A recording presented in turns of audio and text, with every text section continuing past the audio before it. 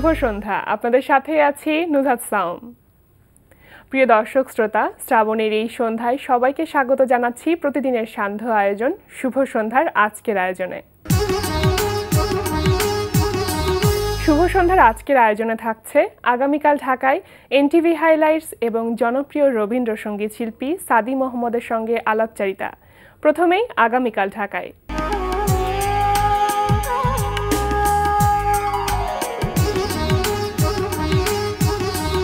আগামীকাল ঢাকায় শুরুতেই জানিয়ে দিচ্ছি ঢাকার মঞ্চে নাট্য প্রদর্শনীর সময়সূচি। বাংলাদেশ শিল্পকলা একাডেমির স্টুডিও থিয়েটার হলে আগামীকাল সন্ধ্যা 7টায় মঞ্চায়িত হবে নাট্যকেন্দ্রের প্রযোজনায় দুটি নাটক, বন্দুকযুদ্ধ ও গাধার হাট। নাটক দুটির রূপান্তর ও নির্দেশনা দিয়েছেন তারিক আনাম খান। বাংলাদেশ শিল্পকলা একাডেমির পরীক্ষণ থিয়েটার হলে আগামীকাল সন্ধ্যা 7টায় লোকনাট্যদল মঞ্চায়ন করবে তাদের সর্বাধিক মঞ্চায়িত নাটক কঞ্জুস। মলিয়েরের মূল নাটক থেকে রূপান্তর করেছেন তারিক আনাম খান। নাটকটির নির্দেশনা দিয়েছেন লিয়াকত আলী লাকি। এবার এনটিভি হাইলাইটস।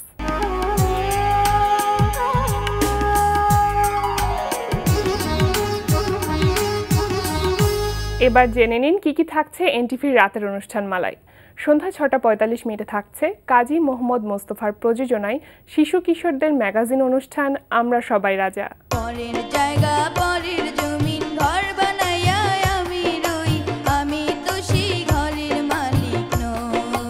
অন্যায় অবিচার সইবে না কেউ, যার যদি বয়ে যাক রক্তের ঢেউ। রাত 8:20 দেখবেন আবু রায়হান জুয়েলের পরিচালনায় রান্না বিষয়ক অনুষ্ঠান টুডেস কিচেন। রাত 9টায় প্রচার হবে ওয়াহিদুল ইসলাম শুভ্রর প্রযোজনায় অনুষ্ঠান স্টাইলস অ্যান্ড ট্রেন্ডস।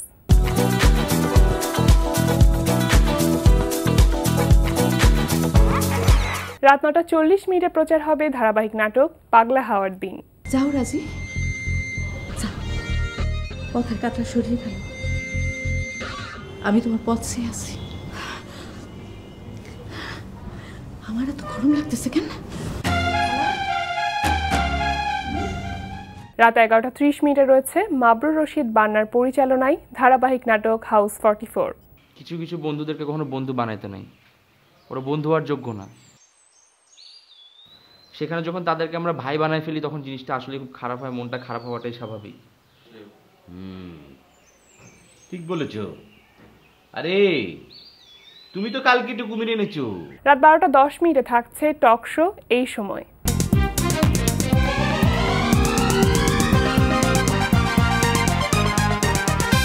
এই ছিল এনটিভি অনুষ্ঠানমালার হাইলাইটস। এবার আলাপচারিতা।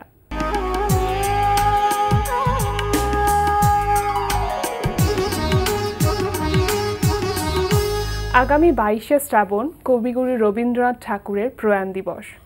প্রিয় দর্শক, তাকে নিয়ে কথা বলতে আজ আমাদের সঙ্গে আছেন জনপ্রিয় রবীন্দ্রসঙ্গীত শিল্পী সাদি মোহাম্মদ। চলুন কথা বলি তার সঙ্গে। শুভ সন্ধ্যা। শুভ সন্ধ্যা। কেমন আছেন? এই তো ভীষণ ব্যস্ততার মধ্যে যাচ্ছে। 22শে শ্রাবণ মানে তো ওনার 75তম প্রয়াণ দিবস। আচ্ছা, মানে উনি ছেড়ে গেছেন আমাদেরকে 75 বছর হয়ে গেছে। ভাবো কতটা দিন, কিন্তু আমরা কিন্তু এখনো ওনাকে ধারণ করে আছি, তাই না? আমাদের ভালো লাগা, আমাদের শোকে, আমাদের দুঃখে, সান্ত্বনায়, সুখে, আনন্দে, প্রতিনিয়ত এবং প্রতি মুহূর্তে প্রতিটা অনুভবে ওনাকে পাই আমরা আর কি। আর যারা আমরা রবীন্দ্রনাথের গান করি তারা কিন্তু কখনো আমরা ওই রবীন্দ্রনাথকে ঠিক খণ্ডিত দেখতে চাই না। মানে জন্মদিন এবং মৃত্যুদিন বিশেষ একটি দিন, যদিও এই কদিন ভীষণ চাপ যাচ্ছে নানান চ্যানেলে। তোমার যেমন আজকে ডেকেছ আমাকে, এবং অনেক চ্যানেলে আমাকে কিছু একটু বকবক করতে হচ্ছে, কিছুক্ষণ গান গাইতে হচ্ছে। ব্যস্ততা একটু তুলনামূলকভাবে বেশি থাকে, তাছাড়া কোনো পার্থক্য নেই। এছাড়া কোনো পার্থক্য নেই, আসলেই তাই, ঠিক বলেছ। আর যখন শান্তিনিকেতনে আমরা পড়তাম তখন তো সেটা অনেক বছর আগে, 75 সনের কথা বলছি আমি, তখন আমরা 22শে শ্রাবণটা আমরা কিন্তু শুধু প্রার্থনা হতো, এছাড়া অন্য কোনো ব্যাপার হতো না। তো প্রার্থনা হতো মানে সবাই, ওখানে উপাসনালয় একটা আছে। আর তুমি তো জানো রবীন্দ্রনাথ কিন্তু মানে ব্রাহ্ম ধর্মের ছিলেন উনি। সেটা হচ্ছে একমেব বা দ্বিতীয়ম, অর্থ তিনি এক এবং অদ্বিতীয়। কলকাতা যে ব্রাহ্ম সমাজ প্রতিষ্ঠিত হলো, ওদের মূল মন্ত্রই ছিল তিনি এক এবং অদ্বিতীয়। যার জন্য কোনো বিগ্রহ ছিল না মন্দিরের মধ্যে। উপাসনালয়টা ছিল কাঁচের তৈরি, সুন্দর রঙিন কাঁচ। মনে করো ভোরবেলা উঠে আমরা গেছি, বসছি, আমাদের বান্ধবীরা বসে আছে, আমরা বসছি, বসে গান করছি। হঠাৎ কারো কপালে দেখতে পাচ্ছি একটু লাল আভা, ওই লাল রঙের কাঁচ, তোমার সবুজ রঙের কাঁচ, নীল রঙের কাঁচ। কখন দেখছি তার এখানটার মধ্যে একটু গোলাপি আভা। ওটা হচ্ছে তো কাঁচের কারণে সূর্য উঠছে, সেই সূর্যের আলোটা পড়ছে আর আমরা গান গাইছি। মনে করো তোমারও আসিমে প্রাণ মন লয়ে যত দূরে আমি ধাই, কোথাও দুঃখ কোথাও মৃত্যু কোথা বিচ্ছেদ নাই, তোমারও আসিমে প্রাণ মন লয়ে যত দূরে আমি ধাই। এটা হচ্ছে যে কোথাও দুঃখ কোথাও মৃত্যু কোথাও বিচ্ছেদ নেই। আসলে কিন্তু কোথাও বিচ্ছেদ নেই, দুটো কিন্তু একটা সুতোয় গাঁথা। মানে জন্ম মৃত্যু কিন্তু একটা সুতোয় গাঁথা। তোমার জন্মের পর তুমি মৃত্যুর দিকে যাচ্ছ, কিন্তু মৃত্যুটা তোমার অজানা। চমৎকার, তাই না? উনি বলছেন, অসম্ভব সুন্দর উনি বলছেন যে কেন রে দুয়ারটুকু পার হতে সংশয়, জয় অজানার জয়। অর্থ অজানা আমার কি, আমার মৃত্যুর পর জগৎটা আমার কাছে অজানা, কিন্তু রুয়াত নিজেকে মিশিয়ে নিয়েছেন, ওই অজানা জগৎটাকে উনি নিয়েছেন, বন্ধু হিসেবে নিয়েছেন, অনুভব করতে পেরেছেন। হ্যাঁ, যার জন্য বারবার তার গানের মধ্যে এসছে যেমন শুধু যাওয়া শুধু আসা। আবার বলছেন যে এই যে এই আসা যাওয়ার খেয়ার কুলে আমার বাড়ি, কেউ বা আসে ও পারে, কেউ পারের পারে দেয় রে পাড়ি, আসা যাওয়ার খেয়ার কুলে আমার বাড়ি। আসা যাওয়ার খেয়ার কুলে আমার বাড়ি, মানে মধ্যিখানে উনি আছেন। আবার খেয়া কবিতা, তার মধ্যে বলছেন যে দিনের শেষে ঘুমের দেশে, হ্যাঁ, ওরে আয় আমায় নিয়ে যাবি কি রে, দিন শেষের শেষ খেয়ায়, ওরে আয় দিনের শেষে। এই যে এত গল্প করছি, গান শুনছি, এর মধ্যে আমি একটা প্রশ্ন করতে চাই যে সামনে যেহেতু 22শে শ্রাবণ, তো আপনার তো একটি সংগঠন আছে রবিরাগ, সেটা 22শে শ্রাবণ উপলক্ষে কোনো বিশেষ প্রোগ্রামে আয়োজন করছে? আমাদের আসলে পূর্তি প্রায় 30 বছর হতে চললো, তো আমরা প্রতি 22শে শ্রাবণ বলবো না, বর্ষাতে আমরা একটা বর্ষামঙ্গল একটা অনুষ্ঠান করি পুরো বর্ষাকে নিয়ে। ওই যে বললাম 22শে শ্রাবণকে আমরা বিশেষ কোনো দিন ধরি না, আমরা তাকে নিয়েই শ্রাবণের গান গাই, আষাঢ়ের গান গাই, বর্ষার গান গাই, এবং তার সঙ্গে নৃত্য থাকে। শিবরি, যেমন শিবরি নিপা ওদের নৃত্যাঞ্চল থাকে, ওরা মিলে যে বেশ জমজমাট একটা অনুষ্ঠান আমরা প্রতি বছরই করে থাকি। তো এবছর হয়তো একটু স্বল্প মানে পরিসরে করব আমরা, সেটা 22শে শ্রাবণের দিন করব না, তার 2-3 দিন পরে আমরা করব, খুব ঘরোয়াভাবে আমরা করব আর কি। এটা প্রতি বছর আমরা করি। আর আমাদের বর্ষপূর্তির জন্য আমরা একটু 30 বছর পূর্তির জন্য আমরা একটু প্রস্তুতি নিচ্ছি, যে শীতকালে যখন উৎসব, একটা শীতকালটা কেমন একটা উৎসবের ব্যাপার দাঁড়ায় না, মানে শীতকাল মানেই হচ্ছে উৎসব, শীতের একটা আবহ থাকে, উৎসবের একটা আমেজ থাকে, অদ্ভুত সুন্দর। ওই সময় বেড়াতেও ভালো লাগে, ওই সময় শীত করলেও গায়ের মধ্যে শালটাল জড়িয়ে হলেও জবুথু হয়েও গান শুনতে ভালো লাগে। বিভিন্ন রকম আয়োজন এটা শ্রোতার আসর। আমি শ্রোতা আসরের মধ্যে আমার যেটা সবসময় মনে হয় যে গান না আসলে সবাই গাইতে পারে, বলে আমি খুব ভালো গান গাই, কোথায়? বাড়িতে বসে। কিন্তু যখন দর্শকের সামনে গান গাইতে বসে, একটা হারমোনিয়াম, তবলা এবং অনেক দর্শক বসে আছে মনে করো, তখন বোঝা যায় সে কেমন গানটি গাইছে, কবার ঢোক গিলল, কবার করলো, এই ব্যাপারটি তখন দাঁড়ায়, তখন সবকিছু বোঝা যায়। আমার উদ্দেশ্য হচ্ছে শ্রোতার আসর ওদের জন্যই, ওরা গান গাইবে, মাইক্রোফোনের যে ব্যবহার করাটা একটু যেমন প ফ ব ভ, এই যে ফেটে যায় কথাগুলো বলতে গেলে, এই জিনিসগুলো মানে এটাকে ব্যবহার করাটার জন্য সুন্দর করে মাইক্রোফোনে ব্যবহারটা করতে পারে। কাছে নিয়ে একটু সামান্য মুখটা সরিয়ে গানটি গাইবে। আর এটা একটা বিশাল পরীক্ষা, কিন্তু তুমি দেখবে অনেক বড় বড় শিল্পী, অনেক রকম শিক্ষণীয় ব্যাপার অনেক থাকে এই শিক্ষণীয় ব্যাপারটির ব্যাপার মধ্যে। থাকে। আচ্ছা, আমি এখানে একটু বলতে চাই যে আমি যতটুকু জানি রবীন্দ্রসঙ্গীত খুব একটা পছন্দ করতেন না। এই যে রবীন্দ্র প্রেমিক হয়ে ওঠার ব্যাপারটা কবে থেকে হলো এবং কিভাবে হলো? আমার ছোটবেলা থেকে একদম ভালো লাগতো না রবীন্দ্রনাথের গান। হয়তো বয়সে পরিপক্কতার জন্য, বেশি ছোট ছিলাম বা কিশোর বয়সে, কিন্তু প্রথম যৌবনে আমি রবীন্দ্রনাথের প্রেমে পড়ে যাই। আচ্ছা, সেটা ছিল 1971 সন। 71 সালে মনে করো 2 ভাই যুদ্ধে গেছে, আমরা 10 ভাই বোন। 1971 আমি বাবাকে হারাই, এটা তোমার সবাই জানো। বাবাকে আমার সামনেই মেরে ফেলে, আমরা একদম একেবারে অনাথ হয়ে পড়েছিলাম। 10 ভাই বোনকে নিয়ে মা গ্রামে চলে গেলেন, আমাদের বাড়ি কুমিল্লা, চাঁদপুরে আর কি, বাবার বাড়ি মার বাড়ি কুমিল্লা। তো আমরা গ্রামে চলে গেলাম, 2 ভাই যুদ্ধে চলে গেলেন। আমার ছোট্ট একটা ট্রানজিস্টার ছিল, বললেই আমি আগরতলা ধরতে পারতাম। আগরতলা তখন গান হতো দুপুরবেলা, এক শিল্পীর, যে কোনো একজন শিল্পীর প্রায় আধ ঘন্টা গান হতো আর কি। তো আমার তো বললাম যে রবীন্দ্রনাথের গান সত্যি আমার একদম ভালো লাগতো না। সেটা আমি যারা আমাদের যারা মানে কী বল মুরব্বী শিল্পী যারা আছেন তারা গাইতেন, টিভিতে দেখতাম, শুনতাম, আমার কোনোদিনই ভালো লাগতো না। একটা ম্যানারিজম লাগতো গানের মধ্যে, কেমন যেন একটা আলাদা গলার আওয়াজ বের করে গান গাওয়া, খুব বোরিং লাগতো। আমার কাছে ঠিক বোরিং নয়। আমি তখন তো চ্যানেল পাল্টানো যেত না, টিভির সামনে থেকে সরে যেতাম আর কি। তো আমার যেটা মনে হয় তখন আমি আমার মানে মনের মধ্যে সারাক্ষণ আমার ভাব গুরু হচ্ছেন হেমন্ত মুখোপাধ্যায়। তার পুরনো দিনের গান আমি সব ছোটস্থ ছিল আমার কাছে, যত এখনও গাইতে পারি আর কি, বললে এখনই গেয়ে যেতে পারি।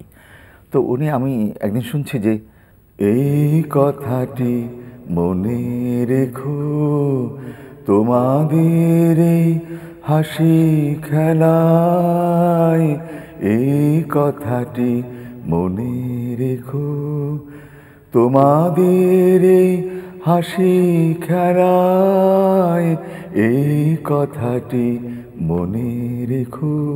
অ্যানোসার বলছেন যে এতক্ষণ আপনারা গান শুনলেন, এতক্ষণ আপনারা গান শুনলেন না, এতক্ষণ আবার রবীন্দ্রনাথের গান শুনলেন। শিল্পী ছিলেন হেমন্ত মুখোপাধ্যায়। আচ্ছা, আমি তো আকাশ থেকে পড়লাম যে হেমন্ত মুখোপাধ্যায় যদি এত সহজে, এত শুদ্ধ উচ্চারণে এবং এত খোলা গলায় যদি রবীন্দ্রনাথের গান গাইতে পারে, আমি পারবো না কেন? এ আমার একটা জেদ চেপে বসলো। দেশ স্বাধীন হলো, আমি তখন স্কুলে সেটা গন্ডি, কি শান্তিনিকেতনে যাবার আগে না পরে? স্বাধীন হয়ে আমরা অনেক আগে, কারণ আমি তখন স্কুলে গন্ডি পেরিয়ে গেছি। তখন কলেজে আমি খুব হিট গায়ক, বুঝতে পারছো। আমি রেকর্ড, ওই যে গালার রেকর্ড বাজিয়ে বাজিয়ে গান তুলতাম। আর ওই গানটি আমার প্রিন্সিপাল খুব পছন্দ করতেন। যখন পড়বে না মোর পায়ের চিহ্ন এই বাটে, আমি বাইব না, আমি বাইব না মোর খেয়া তরি এই ঘাটে গো, যখন পড়বে না মোর পায়ের চিহ্ন এই বাটে। আমি দেখতাম যে প্রিন্সিপাল স্যারের চোখ দিয়ে জল গড়িয়ে পড়ছে। আচ্ছা, তখন কয়টুকু বা বয়স বলো আমার, কিন্তু উনি ওই গান শুনলে উনি কাঁদতেন। তারপর আমি ইঞ্জিনিয়ারিং ভর্তি হলাম, যে ইঞ্জিনিয়ারিং পড়বো। সব বাবা আমার ইচ্ছে থাকে, আমার বাবা তো চলে গেছেন 71-এ। এখন মা, পড়াশোনায় খারাপ ছিলাম না রে, ভালোই ছিলাম। তো দেখা যাচ্ছে যে ওই শিবলিকে ডাক্তারি পড়াবে, সব বাবা মাই বলে আমার এক ছেলে ডাক্তার হবে, এক ছেলে ইঞ্জিনিয়ার হবে, কি একটা স্বপ্নের ব্যাপার ছিল। আমি যথারীতি ভর্তি হলাম ইঞ্জিনিয়ারিং পড়তে। ও মা, ওখানে গিয়ে আমার ওয়ার্কশপে গিয়ে ঘষতে ঘষতে সেই কাঠের কাজ করো রে, ওটা করো রে, সারা রাত জেগে জেগে প্র্যাকটিক্যাল লিখো রে, আমার অসহনীয় মনে হতো। আমার মনে হতো আচ্ছা এমন কি হয় না। আমি খুব ভীষণই আমি নামাজি ছিলাম, খুব মানে ধার্মিক ছিলাম আর কি। আমি সারাক্ষণ বলতাম যে, প্রার্থনা করতাম যে যে আমাকে আল্লাহ তুমি এমনটা করে দাও না যে আমি সারাদিন রাত গান গাইতে পারি। এমন কি হয় না? এটা অনেকের রূপকথার গল্পের মতো আর কি। ওই যে বলে যে না, ক্ষীরের সরোবর, দুধের নদী, ওই যে মানে পান্তুয়া ধরে আছে গাছের মধ্যে, লুচি আছে পাতাগুলো, ঠিক আমার কাছে তখন রূপকথার মতোই মনে হতো। কিন্তু এই রূপকথা আমার জীবনে ঘটে গেল। হঠাৎ করে আমি 2 বছর পড়তে পড়তে আমি একটা স্কলারশিপ পেয়ে গেলাম শান্তিনিকেতনে, যে রবীন্দ্রনাথের জায়গাতেই পেলাম, এবং সেটা একেবারে কাকতালীয়ভাবে। এবং বাড়ির সবার আমতে আমি একদম সোজা চলে গেলাম শান্তিনিকেতন। শুধু মনে আছে আমার প্রিন্সিপাল স্যারের কাছে আমি গিয়েছিলাম। আমার তো বাবা নেই, আমি কাকে আমি আমার মুরব্বি মানবো বা কার কাছে আমি একটু আশ্রয় চাইছিলাম। আমি বললাম, স্যার আমার এই অবস্থা, আমি তো স্কলারশিপ পেয়েছি, আমি ইঞ্জিনিয়ারিং পড়া ছেড়ে আমি চলে যাব, আপনি কি বলেন স্যার, আপনি যেটা বলবেন আমি সেটাই শুনবো। উনি একটি কথা আমাকে বলেছিলেন, দেখ তোর গানটা তো আমি এত ভালোবাসি, তোর গান, তোর বয়সটা অনেক কম, আর আমি মনে করি তুই যে সাবজেক্ট নিয়ে তুই পড়বি, আমি তো চাই তুই সবার সেরা হ। যদি তুই সবার সেরা তুই হতে পারিস তবে আমি তোকে বলবো হ্যাঁ তুই যা। তখন উনি আমাকে জড়িয়ে ধরে আদর করলো, বলে বাবা তুমি যাও, তুমি সবচেয়ে ভালো রেজাল্টটি তুমি করিয়ে এনে আমাকে তুমি জানাবে যে আমি সবচেয়ে ভালো রেজাল্ট করে আমি এসছি। কিন্তু তখন তো মা রাজি ছিলেন না। কেউ রাজি আমার নয়। খুব জানতে ইচ্ছা করছে যে এই সময়ে এসে এতটা পর্যায়ে পাড়ি দিয়ে এসে মা কি বলেন, কতখানি সন্তুষ্ট? মা না কোনো কথাই বলেননি। মা এতটাই মন খারাপ ছিল যে কোনো কথা বলেননি। ভাই বোনেরা তো ভীষণই বিরক্ত। ওই শান্তিনিকেতন জায়গার নাম তো তুমি জানো, স্টেশনটার নাম বোলপুর। তখন খালি মা বলেছিলেন যে একটা কাজ করো, ওকে বোলপুরের বদলে হেমায়তপুরে পাঠিয়ে দাও, পাবনার পাগলা গারদ আছে না হেমায়তপুরে, ওই হেমায়তপুরে বরং পাঠিয়ে দাও, কারণ ও পাগল হয়ে গেছে। আচ্ছা, এখন কি বলেন? এখনও যেন মা বলে কি, মা আমার গান ভীষণ পছন্দ করেন, ভালোবাসেন, সবই মানলাম, সমালোচনা করেন প্রচণ্ড। তুই এমন, আমাদের কুমিল্লার ভাষায় মা কথা বলেন, এমন প্রমিত বাংলায় উনি বলেন না, বলে যে তুই এমন চাপ্পা চাপ্পা গান গাছ কেন, মানে চেপে চেপে গান গাছ কেন। আমি যে আম্মা চেপে তো গাইনি, আমি তো ওটা গলা ছেড়ে গেছি, না আরও গলা খুলে গাইবি। তো এই জিনিসটা মা খুব সমালোচনা আমার করেন, আমি যদিও গলা চেপে গান করি না। তারপরে মা বলে, তুমি খুশি না মা, আমি যে এই একটা পুরস্কার পেলাম, রবীন্দ্র পুরস্কার পেলাম, আজীবন সম্মাননা পেলাম, তুমি কি খুশি না? বলে খুশি, তবে ইঞ্জিনিয়ার হলে আরো খুশি হতাম।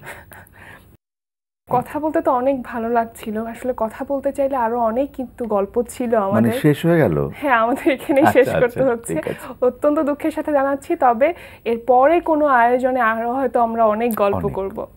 আমাদের অনুষ্ঠানে আসার জন্য আপনাকে অসংখ্য ধন্যবাদ। আমি এনটিভিকে অনেক ধন্যবাদ জানাচ্ছি। আমাকে এনটিভি বহুদিন পরে ডাকলো, আমার একটা অভিমান।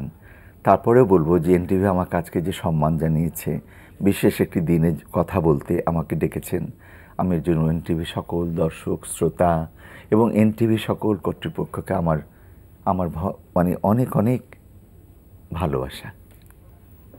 প্রিয় দর্শক, কথায় কথায় আমরাও চলে এসেছি অনুষ্ঠানের শেষ প্রান্তে।